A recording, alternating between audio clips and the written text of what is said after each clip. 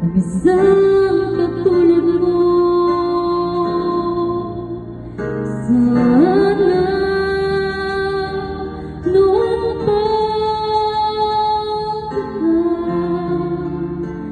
nakilala, sana noon pala na ang puso ay malaya pa magmahal. Bukas na lang